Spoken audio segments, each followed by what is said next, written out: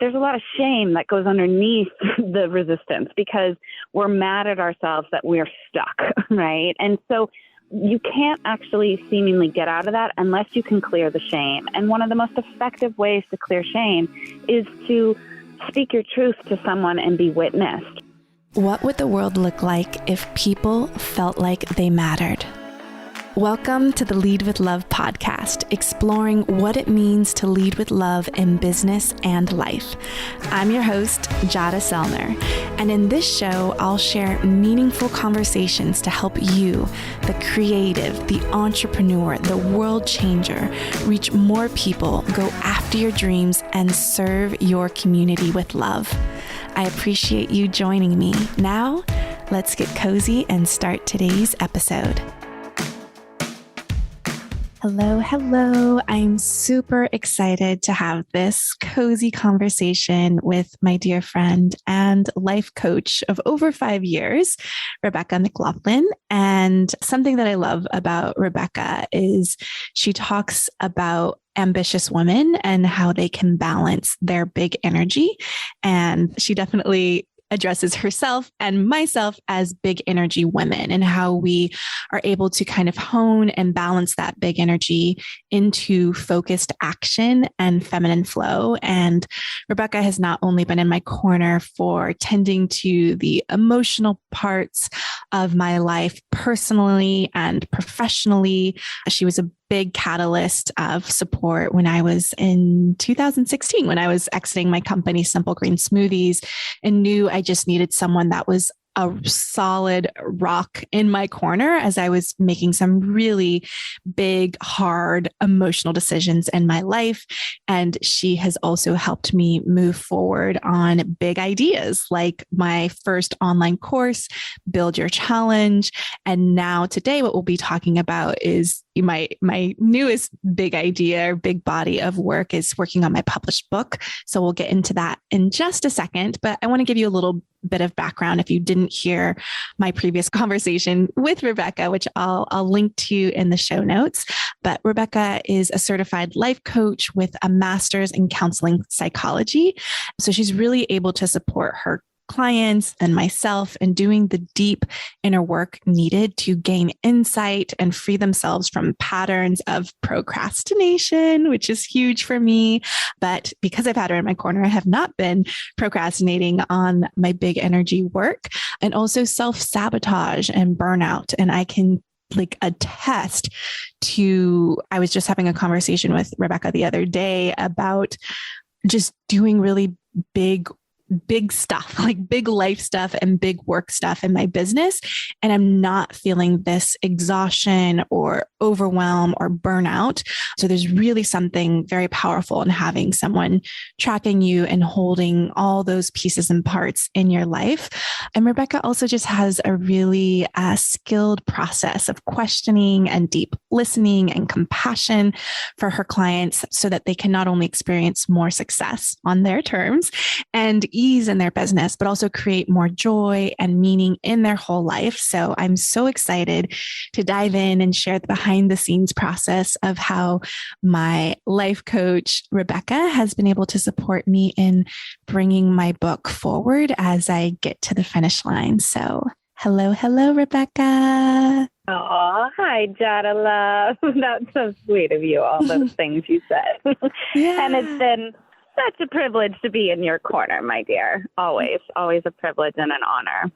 Yeah. So I'd love for you to I know we've talked about this in a previous episode, but I'd love for you to just define what big energy means to you and how you see that for women like me and you.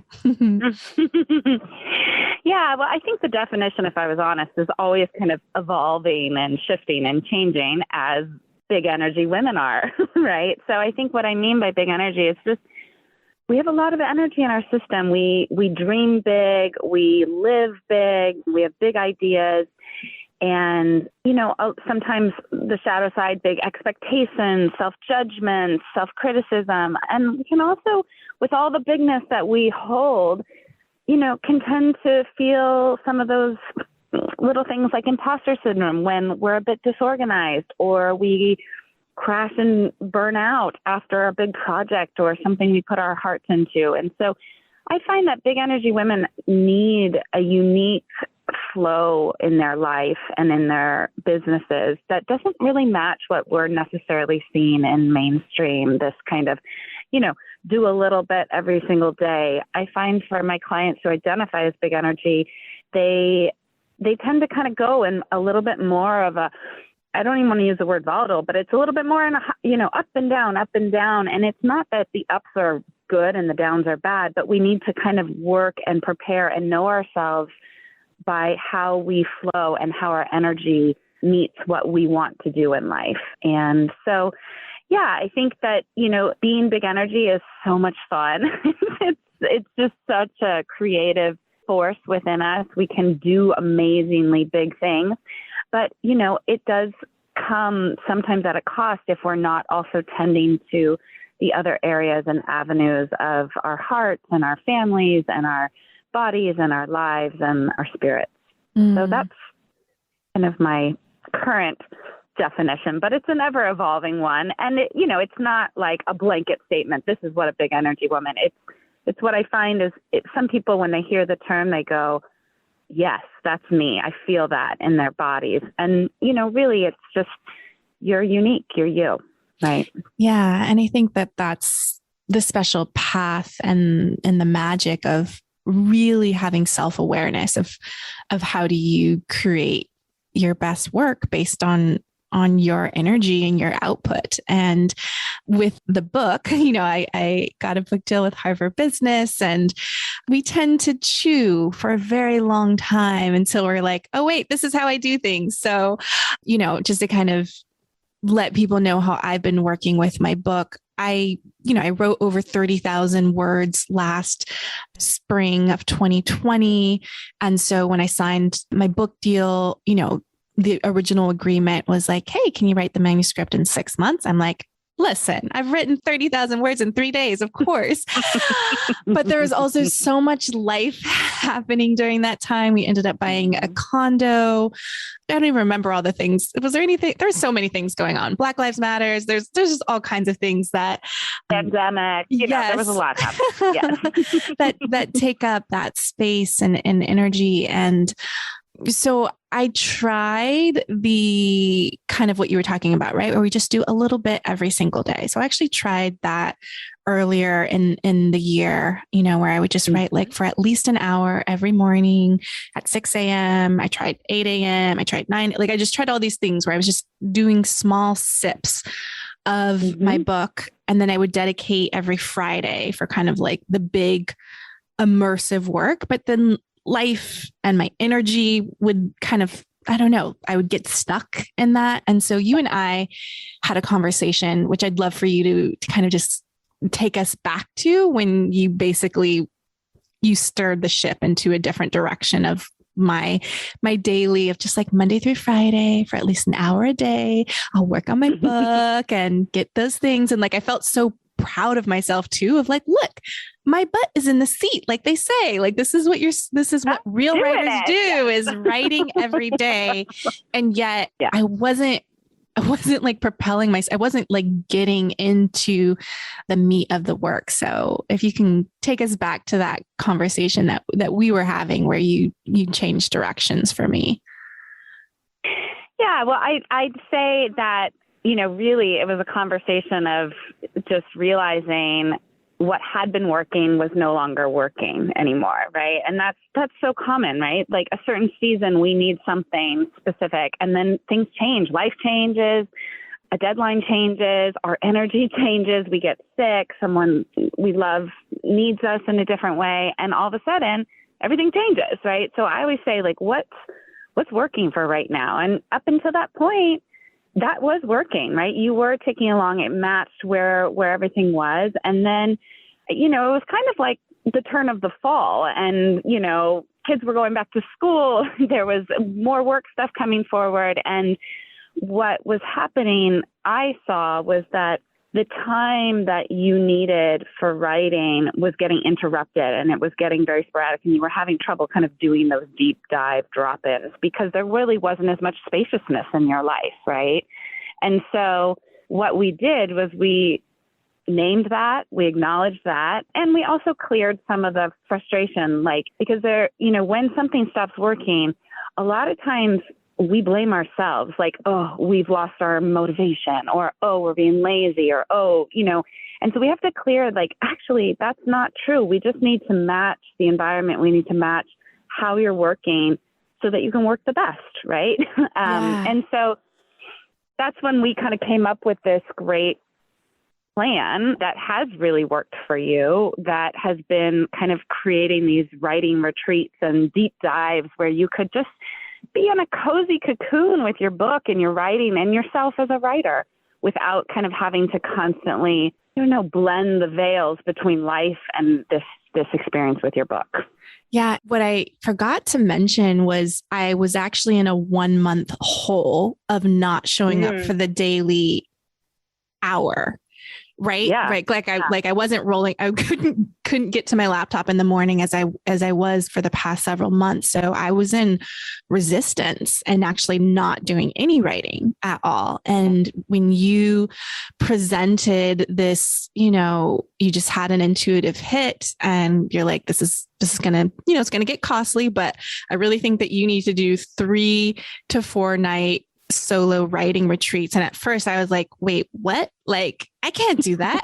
And you want me to do that like next week? Like, it was just like this, like you brought in this like big energy invitation to like, we need to rally the troops. Like, all right, Jada, let's get up. Like no more just like, because I was in resistance. I was avoiding doing any of the work, which also piles on the guilt, right? The more that we don't do the thing that we know we should be doing. And I'm curious, what your thoughts are. If you could share your thoughts, like when we are in resistance, when we know there's something meaningful that we do want to be working on, but what's happening when we're in that resistance and also in that cycle of guilt of not doing the thing?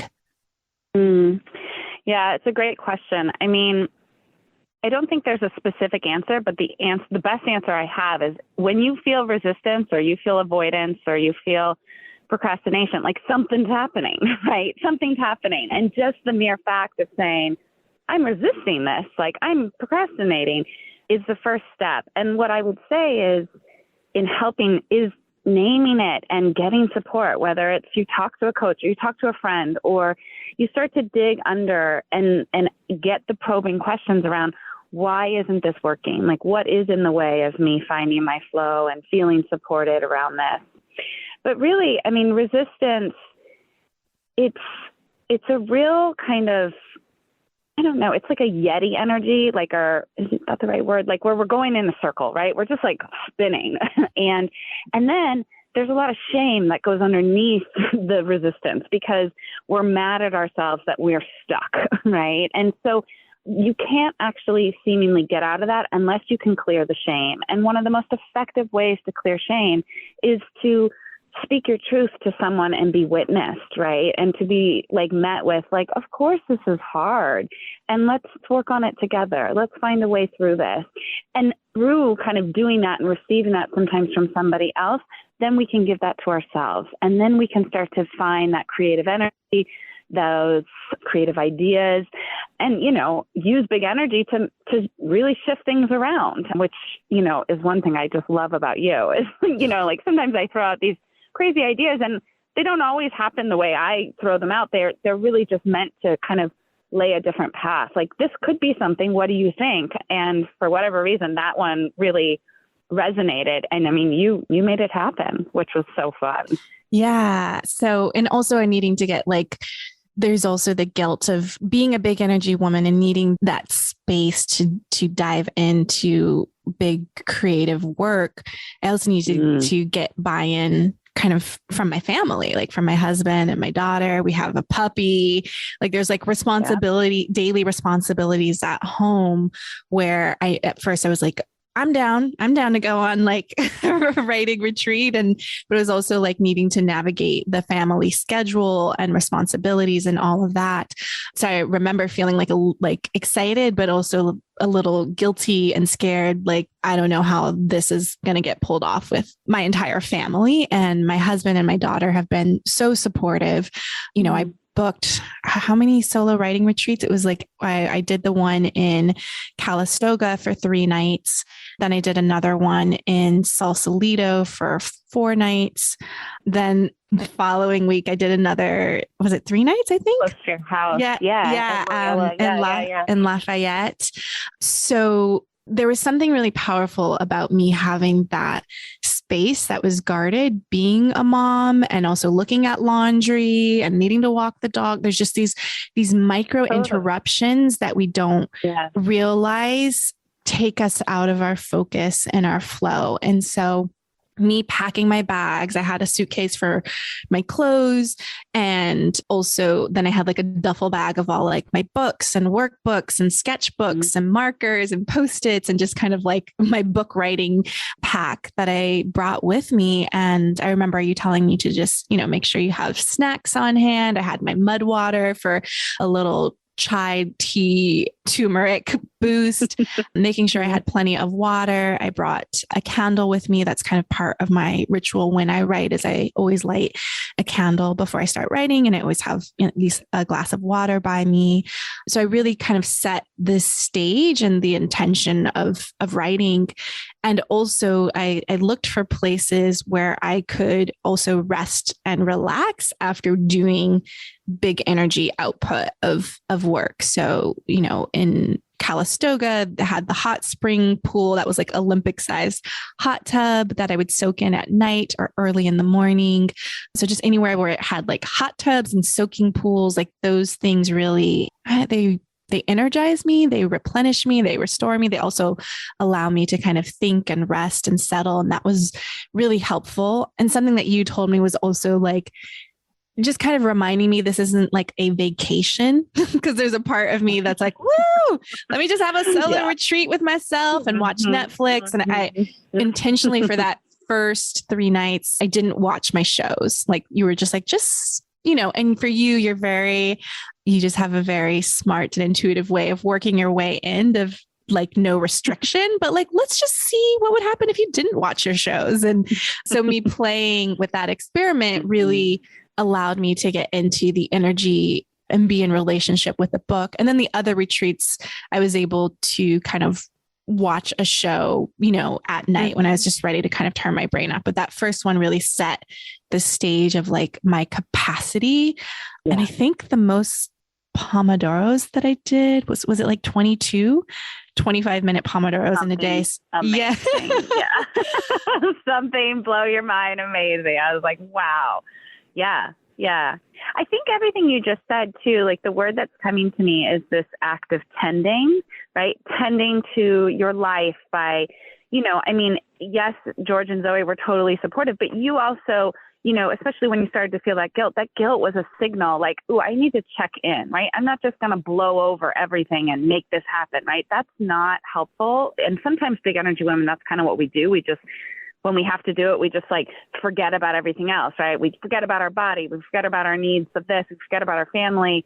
I mean, we don't forget about, but we kind of do this run over behavior, right? And so what you did was you consciously tended to like what you needed and also how to set that up for success, right? And so you had a conversation with your family. We talked about environment. We talked about nourishment for your body and food and rest and beauty and focus, right? What we needed for all these things so that you really, didn't show up at a nice hotel and just kind of get nothing done, but actually really moved the needle, right? And accomplished a lot of what you set out to accomplish.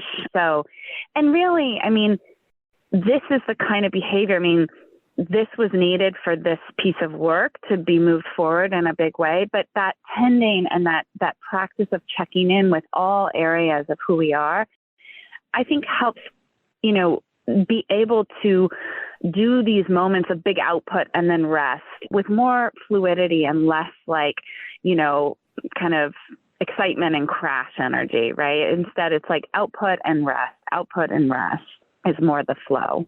Yeah. And I felt, doing the solo writing retreats, I told you this, that I I was really in deep relationship with myself because I didn't have a lot of external noise or tasks or responsibilities, that I could really listen to my body moment by moment, day by day of like, ooh, I think I need to go to the hot tub in the middle of my writing session today instead of waiting till the end of the day. And that really helped me and kind of gave me the burst of energy that I needed for a night writing session. So that was really, really helpful for me. And also I learned my capacity for how much I could write at one time and how I was able to sustain that for a longer period of time. And I've actually brought that into writing in my office. So I've been doing long writing sprints at my office as well. And so that's been really helpful, where it's like I can do 8 Pomodoros or 16 Pomodoros or 12. And so that's been really cool, that doing several weeks of these solo writing retreats, I was able to bring the energy and the essence of that back into my office, of like creating that sacred space and being in a place again where I'm still away from my family, the barking dog and all those responsibilities at home. And I can be at my office from like 8 something till 6 o'clock at night, even sometimes, and then still be able to come home and be present with my family, watch a show, cuddle, do whatever we need to do, and then get right back at it the following day. Yeah. Yeah. I mean, I think, what you're naming, like, and using your book writing, as an example, is just the power of retreat and time with ourselves, whether we're writing a book or we just need to heal or we need time to ourselves or our marriage needs something, right? Like doing something, having a ritual where you really name and contain an intentional energy around a specific period of time to be with it in a really intimate way is a powerful thing to do in life. And I think it's something that we don't do enough, and we don't really have a practice or a way of doing that in our culture anymore because we just keep going, right? Yeah. And those are I have found it to be a beautiful way to not only moving my life forward, but also taking moments in time to kind of honor what's happening, right? And I not only saw your beautiful retreats for writing as like, meeting deadlines and getting things done, but it was also just a really beautiful, like, sacred time that you will always remember, I think, with this book, and a ritual of, an intimate relationship that, will go beyond and as far as the book goes, but it's a meaningful experience and journey that you have taken with the book, right? Which is really important. Yeah, it really, I feel like it's been like this love affair with my book of like the same way that when, my husband and I just got back from going to Outside Lands in San Francisco at Golden Gate Park for 3 nights. And there's something very rejuvenating. There's a lot of aliveness and fun when you just have this dedicated time to just be like all in on this one thing and not fragmented, and you carry that energy back home with you too. And so having these like getaways with my book, I'm like, oh my gosh, I can't wait to play with her, at the office or at the coffee shop. I really feel that we got to go deep and get to know each other. And so this book writing process is so different than when I worked on my first book, Simple Green Smoothies, because I did co-writing retreat with my business partner, Jen, in Nashville. I think we were there for way too long. I think it was like 11 or 12 nights. It was, my husband was that's when the like 5-day, like can't be away from home more than 5 days. Like that's just, it was just gone way too long. And it was like a micro snowstorm for Nashville. But then I did a solo writing retreat working on Simple Green Smoothies book as well. But it was like, it felt so torturous. Like I got a massage. I went in the hot tub. Like I just like laid on the bed. It was so hard for me to get into the flow of that book. And I think it's what you were saying is like having these moments to pause. Like I look at you as like, you're like this little mile marker, or like the water station, when you're in a marathon. The rest stop. Yeah. Yep. But often we just keep going and going and going. And so we're not naming everything that's happening in our lives, what, emotional things are coming up, what celebrations we want to highlight. And I've been leaning on, during the solo writing retreat, I also wanted to share that you and I talked almost every day to kind of set myself up for writing, tending to any parts where I might be facing any resistance. But another thing that you helped me with as well is that we went through each chapter of the book, talking it out, letting me verbally process like what I mean, getting the subheaders, because I had created an outline for the book and an expanded outline with like bullet points and stories and case studies and chapter hooks and openings. And like I did all the things, got it approved from my editor at Harper Business. But I just like didn't get to like the soul and the heart of what I was really trying to say. Even though I kind of talked it out and like, these points make sense, but there was something different just because you and I have worked together for so long. And also you've been a mindset coach on my retreats and in my group program. So you know how my work flows, and you also just know who I am and like my body of work and how I show up. And so that process was really, really helpful for me. Yeah. Well, and I think it's that process is something that I've experienced myself, and I've seen in many of the big energy women that I coach is, particularly when we have to like move from idea and to kind of like specific content, right? Like, or just like almost like a talking world. Like you could talk about these concepts for days. They are in and out of you, like as if they are yours, but like, they're just you. It's like, talking about yourself. But to bring it down, there seems to be a little bit of a challenge for us with that, like it's, and part of what I see is that there's the biggest emotional experience in that process. And in that point of the process is overwhelm, right? We have so much we want to say, so many ideas. I remember you're like, and we can get a little addicted to that process too, because we're in resistance to moving to the next step. So we just keep gathering more information and more notes and more this. And we keep thinking that by the gathering, we will break through and like this perfect kind of structure will be presented to us. But often that doesn't happen. And what I have found is getting support in that area, if you struggle in that, is essential at that moment, because you will spin and spin and spin. And sometimes we need to hear ourselves literally speak and have someone reflect it back to us so that we're hearing and then can coordinate like how ideas match up and actually create form and structure. Yeah. That for just a creative, big ideas, big picture, visionary, that form and structure and like a box and something that feels tight. Like we need that for hard. Yeah. So it's very hard. So that's been really, really helpful for us to go through each chapter and for me to talk out each point, because I'd get stuck. And what they say in writing is like things will fall apart on the page. And that's what would happen to me, is I'd be like, oh, there's so much here. There's so many ideas that I've put here.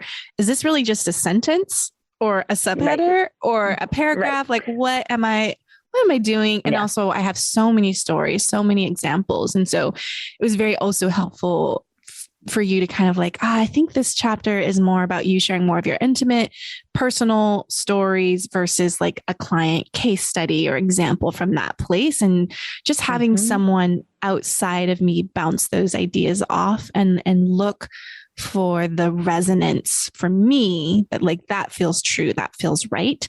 And then I can move forward. So that's been really helpful. And sometimes we have to go back to a chapter. Like we did that just yesterday, chapter 4, gather your support squad, which is just talking about all of this, of having that emotional support in your peers and coaches like you in our corners, that it's not always about like the logistical pieces. And so there's sometimes if there's still resistance or still something is sticky or there's an emotional block, that there are times where it's like, this needs a little bit more attention and we need to go back and like keep refining until we land on something that does feel resonant and true for me. Yeah. Yeah. And I would say, that both when the energy of anything, whether it be in your life or your personal or relationships or a creative project, starts to feel kind of swirly or slippery, it's a good time to just, get a buddy. It's a good time to get support. And I would also say that sometimes things have to be swirly and for as long as they need to be until the clarity comes, right? I mean, we've also experienced that too, Jada, right? Where something wasn't clear. And I mean, chapter 4 is a perfect example. We had danced with it for a few times, but it wasn't ready to kind of be clear yet, right? And so we just keep tending to it and trusting that, it will become clear and it will move forward in the right time, right? And so, I know using a word like trust and deadlines in the same sentence is a little weird, but it's true. Like, I think trusting your process. And I mean, when I meet my clients, I really trust your process, right? I trust, that when I threw out that idea of, writing retreats and it was resonant, that was right. And I also would have trusted that if you were like, not going to work, that would have been too, right? So it's trusting, but finding and challenging yourself to stretch a little bit out of your comfort zone. Can we talk about that a bit on the timelines and the deadlines? Because I've definitely, faced that even with having to ask for more time, with my editor, because now, I think the first manuscript was due in like July, then it was August, then it was like October, and then just like, it just kept, and there was like this, there's, and also this guilt and shame of like, I even asked, I was like, are you all mad at me? Like that of like, I'm doing something wrong, I'm failing, and, I'm not being the good author. And also, I was able to extend the timeline. And I say this a lot, like, don't put a timeline on your dreams, put a timeline on the action. And like, but I had to keep coming back to trusting of like, okay, so the book's not going to come out in May. Now it's going to be July. Now it's going to be October. Now, like just those having to kind of meet some of that disappointment as like timelines change. And also how you've also been holding me to like, Jada, nope, no more. Like, it's time to like, let's stay in the zone. So I'd love for you to talk about that a bit of like the timelines of when we let it expand and when it's like, no, I believe that we can show up for the deadline that's here in front of us. Yeah. How do we talk about that? It's probably a two-part. There's like the emotional part, and then there's like the strategy and action part of it. That's, I know I kind of brought like two things in there of like the disappointment and not making it. And yeah, well, I mean, there is the like disappointment. And I guess every time we need to, let's just use your example, like address, like, do we need to extend the timeline? Is that the right thing to do? Right. We take into account everything that is happening in that moment. Right. And we take into account the pattern of what has happened before. Right. And, those earlier extensions, in my view, for your book were essential given what was happening in your life and given what was happening in your energy and what was happening with the book too. Right. So you take it all in. And so for somebody else, that would not have been the right thing. And for you, it was, right? Versus, we hit the fall and the energy was different with your book. It was like you were in that resistance. And I think when we hit that resistance and that like we're wrestling with the book, it's important to kind of like hold ourselves with it gently, right? Like pull ourselves towards it to really see, is this just not right for right now? Or am I actually just kind of afraid to get in there, right? Am I not giving it the space that it needs? So, all I can say is, attuning to yourself. And I mean, you said this at the top of the call, like, this practice of building your self-awareness and also working with someone who can know you deeply in these times and can ask questions that will bring out the truth of what you actually know, and then help you trust that and stand in that really with a lot of grace and integrity, right? Instead of shame and self-judgment and not good enoughness, that whole cycle that we do. Yeah. Because that sneaks in there, right? When things change. But I would say that life is fluid. It's not fixed, even with our quote unquote, deadlines and all the things, right? And, sometimes things do need to expand because something else is actually more important, even than a book deadline, right? Way more important. And other times things need to be tended to in a big way, as they were this fall with your book. So it's really finding and listening. But I think the baseline is being honest, telling the truth, and then trusting yourself, and also being brave to ask for what you need. Yeah.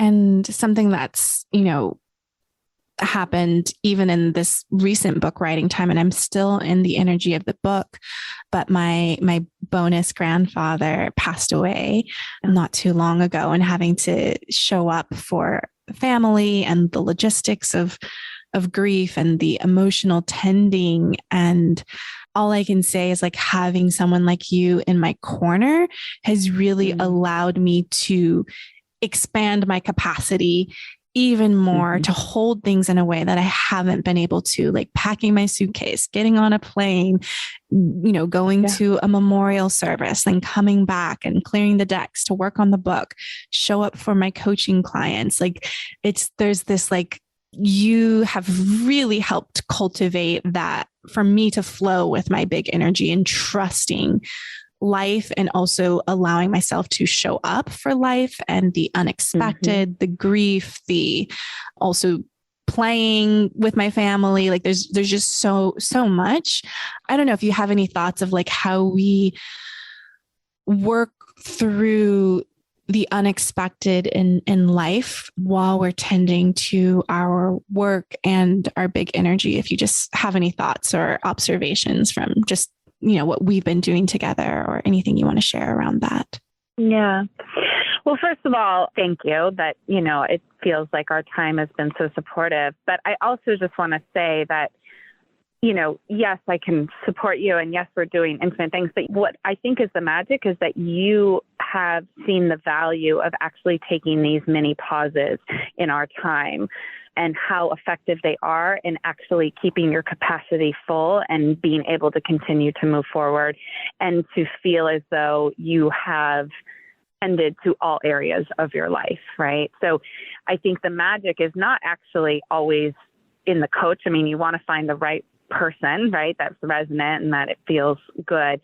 But it's really in having the awareness that the way, who you are, how you work, and what you do, and then committing and investing into having those little mini pauses in your week and getting that support is really what brings it alive.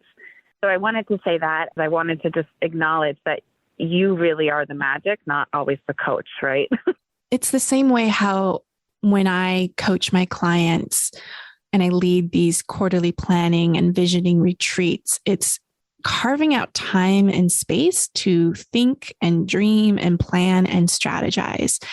And so that is very similar to these micro pauses that I have with you, whether we're having a quick hit 30-minute emergency call or an hour, 90-minute. It's like, you're turning me back into myself. Like the answer is not outside of me. It's not in a strategy outside there. And so, because when I'm thinking about how I've navigated grief and loss, you've seen me have a lot of losses in my family in the last couple of years. And it's me having those times with you to have the space to like process and cry. And I'm like, oh, haven't had a good cry. Okay, it's coming. Having that space to be witnessed and cry, but also to logistically strategize. Like, do I get on a plane now, later? Like, so it's carving out that time and space to think about next steps that I need to take while looking at all the pieces of my life and the commitments that I have. So so those are those moments because when we're in the fullness of our life, and that's what I'm noticing is like, if you don't have those moments to pause and slow down, even though life is happening so fast and there's so many decisions that you have to make, that's where the overwhelm and exhaustion and burnout comes, because you're not you're flooded. You're flooded with emotions that you're not fully processing. And you're also flooded with decisions that need to be made. And it just feels like this nonstop water hose. And so we do have to take that step back. So those moments of pausing with you are what have really helped me, where it's like, 2 years ago, it was like, no, step all the way back from your business right now and have me step in, have your friend Nikki step in and coach and guide, and really making those decisions of how we tend to grief, to the unexpected, to loss. So that was the question, is like, how as big energy women do we do our work, our big work, but also we have really big and full lives and commitments. And then there's the unexpected, that we weren't planning on happening, that really can take us out on an emotional level. And then there's all the logistics of that. So I think one of the beauties of being big energy women is that we have really big hearts. I mean, I think that's true about all humans. Most humans have really big hearts, right? And we also have to realize that even though we're big and we're, got this amazing life force in us, we're also limited, and we're just as vulnerable to times where life will carve us up, right? Where life is going to take us down or off course or need us to pause in a bigger way, right? And so I think it's having the humility in life to be flexible, to be willing to shift gears, to not, and kind of letting life shape us, letting life shape our life in some ways, right? Rather than I must do this. And so we overdrive actually what has come up and needs our attention because we're just holding on to something so tightly. But for what? Why?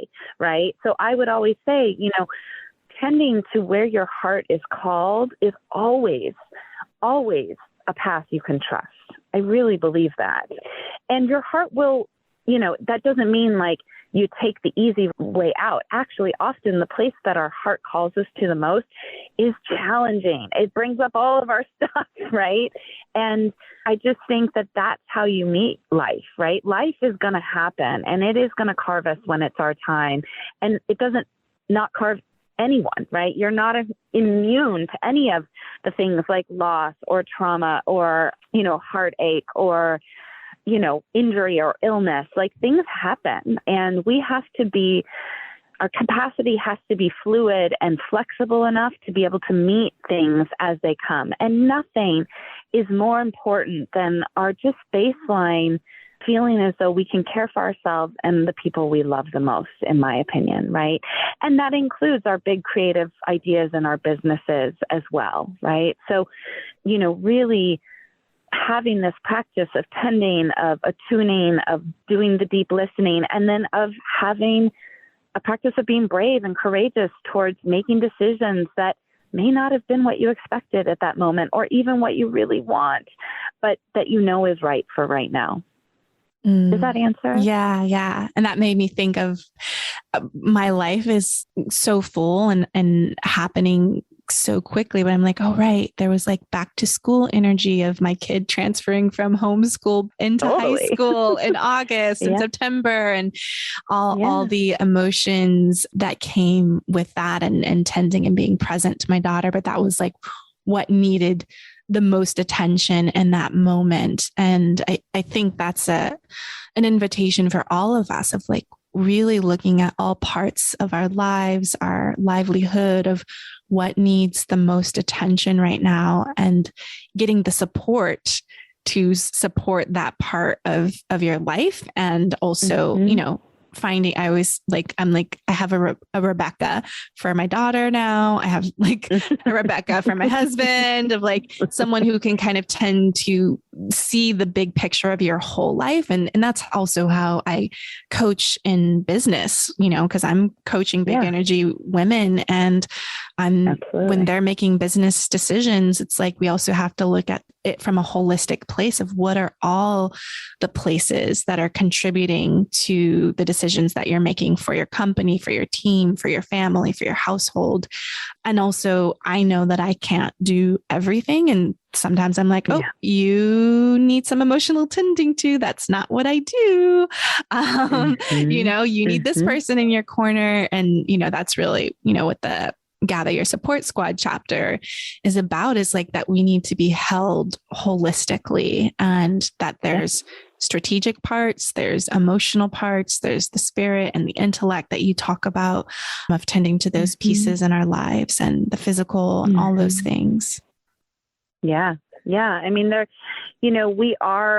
we don't have to be balanced all the time, but we are whole, right? And we need to have an attention to our wholeness, right? And so all these different parts that you're speaking about impact the whole, right? And so having a practice where we're, constantly just attuned and in relationship with each part of ourselves and the things we love the most in life can really help, especially in times where you got to go all in one area, right? Yeah. I mean, I think I said this to you the other day that, your family and your body and your friends and other things that are not the center of the attention, right? The book is really on center stage, but they're all doing okay because you've had a practice over the last many years of paying attention and tending and going deep when you need to go deep, right? When Zoe called you in the transition of school, you made a plan for hot tub dates with her regularly, and, you shifted and pivoted in that moment to really meet what is needed. So it does also allow for when things, when you need to go in, that your life doesn't just fall apart, or you don't just abandon things and then come back and are like, hey, sorry about that. Right? Yeah. That it's done with a much more conscious energy. Yeah. And I think that the consciousness is so important, because I'm like, all right, this Sunday I'm leaving for a squad trip with my girlfriends. I'm just tending, but the book is center stage. And I sent them a message yesterday, like, hey, what's the schedule? Just want to let you know, I'll be working, writing and editing on my books, but I'll still be there and still be present, and I got to eat. So there'll be all of that. I found the link for the show notes just for people who want to hear our first conversation where we talked about unhooking self-worth from success and talking about vitamin V and all the fears that come up. So if you go to jadasellner.com/154, you can listen to that conversation with Rebecca as well, and just learn more about her body of work. And I would love for you to just share a little bit about, your superpower and how you like to support and coach people, because I know you're looking for big energy women, and I definitely have big energy women listeners on my podcast. I'd love for you to just kind of name what it is that you love to do and hold in your work, so that people can learn more about you. Yeah. So, after so many years of trying to define what I do, I really just call myself a very basic life coach. But really what I am is I'm a space holder, a fierce space holder for you, right? And I hold an invitation and a space that we can come together. And, anytime I bring on a client, it's just, you're in my world. I'm your person, and it's my hope and desire. And obviously there's, limitations to this, but to really be there in all avenues of your life. For a while I tried to pigeonhole myself into, I do, stuff around the home, or, I do emotional stuff, or I do body. And really being a space holder is allowing you to step into the space, and we just meet you where you are. And, through practices and skills that I've learned of questioning and attuning to you and tracking, right? Also being with people over long periods of time and working with them consistently and regularly. I love that kind of intimate relationship where I am on your team, right? And instead of just being this burst of, we're going to do this for right now. And that can look like more intense work together for a period of time to work through something. But I mean, my clients tend to work with me for years and years, right? And during different transitions, they come back and then they float away and then they come back. And so I would say I'm a space holder for time and this kind of sacred pause to really be in a very intimate and effective relationship with yourself so that you can be the biggest and greatest and most beautiful and loving version of yourself in the world. So I think that's kind of what I do. Yeah. And I can attest to that, having you in my corner for over 5 years. It's like an Olympic coach, right? Where it's like you have a coach, you don't just like pivot and change all the time. There's something really beautiful and powerful in someone knowing your strengths and, you know, your growth edges. There's just something really beautiful for someone to kind of witness growth and transformation and what's possible for you, and to keep growing from that place and really getting to know someone on an intimate level. And you are an excellent space holder and an excellent tracker and keeping, just staying in tune with like what's going on in everybody's energy field. So I'm so appreciative. And that's why I have you personally, but also I have you work with my clients in retreats and group programs to really just tend to all of those big emotions that come up when we're doing this work and doing this thing called life. So where can people learn more about your work? So they can go to Rebecca McLoughlin coaching.com, and it's a very, bare minimum website, but just shoot me an email if you want to chat, and we'll see if it feels like a right fit. So that's it. I'm pretty casual these days. I kind of like in this season of my life. Totally. I'm the same way right now. I'm like, I just had my one-on-one clients. I'm just writing my book. We go in our seasons and our waves of how we want to hold space and show up. And I think it's so beautiful. Is there any last things that you want to share that we haven't touched upon, or you just like to closing words before we say goodbye? No, just that, spending time with yourself in whatever way you do it, whether it's with a coach or your journal or with a girlfriend, is worth it. And because you're worth it, right? And you don't have to feel so flustered and overwhelmed and anxious and alone all the time. And in fact, a lot of the struggles and pains that we all feel and try to hide are so universal. And so to just give yourself a lot of gentleness and a lot of love and a lot of compassion and support in whatever ways you find to really support you. So that would just be my plug for support. And it's really just an act of self-generosity and self-love. Yeah. So beautiful. Well, thank you. And I love you. Thank you. I love you too. Yay. And I can't wait for the book to come out. It's going to be so great. Yes. Yeah. Thank you so much for your heart and attention and listening to Lead with Love. You can always get the links and resources mentioned in each episode over at leadwithlovepodcast.com so that you can build a sustainable business and live a creative life on your terms. If this message, Leading with Love, resonates with you and you want to take a stand for remembering that there are humans with beating hearts behind the numbers, I would love for you to subscribe so you never miss an episode and leave an honest review. It would mean the world to me, and it also helps more people spread more love in the world, which we really, really need. I also love hearing from you. So as you're listening, take a screenshot, share your favorite takeaway, and tag me on Instagram and Facebook at Jada Selner. I really appreciate you, and I'll talk to you soon. Bye.